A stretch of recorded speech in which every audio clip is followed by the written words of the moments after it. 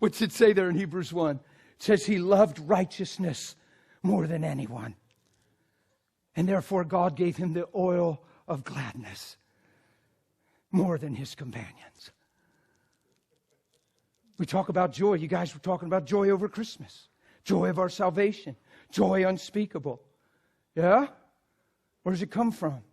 The righteous judgment of God. And you love righteousness more than anyone, and you'll have that in your life. Yeah?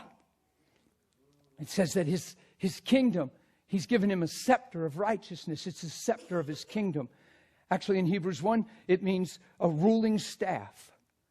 That word scepter means a ruling staff. You've given him, your son, a staff to rule called righteousness. What's a king do with a scepter? What do they do when they knight people?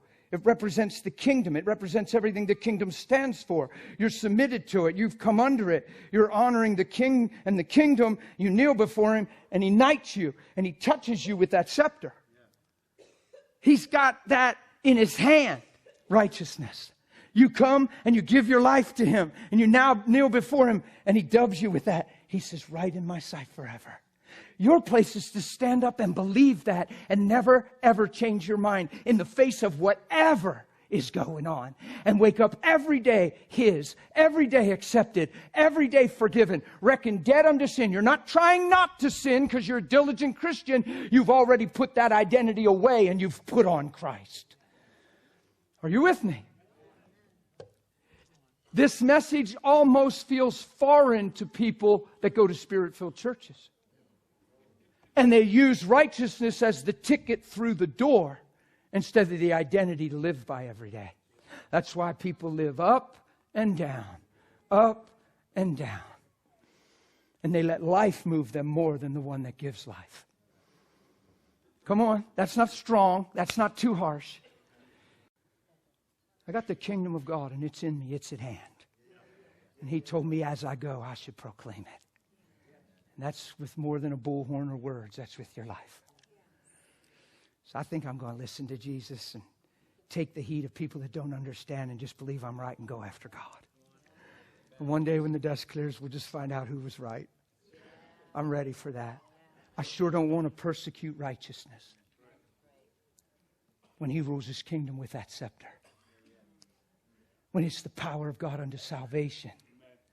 The righteousness of God. The fact that God judged you right in his sight is what makes the gospel powerful.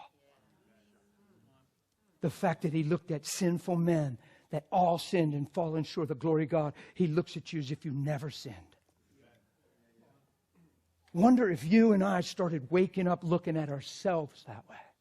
That's the whole idea. That's what quenches the desire. That's what kills the impulse. That's what makes things change. As a man thinketh, so he is. When you see yourself in righteousness, it says in Romans 6, righteousness produces its fruit to holiness. So the seed of righteousness bears fruit called holiness. So when I believe who he says I am, my life starts looking like what I believe without me biting my lip, trying to be a good boy. My heart's changed in the process. My life's empowered by grace.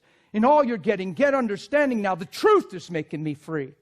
All of a sudden, in that place, you're starting to see things for what they really are.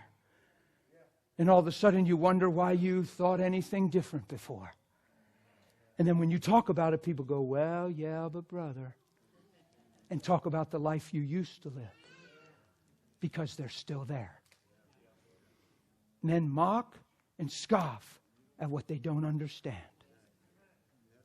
It's called pride. Mock and scoff.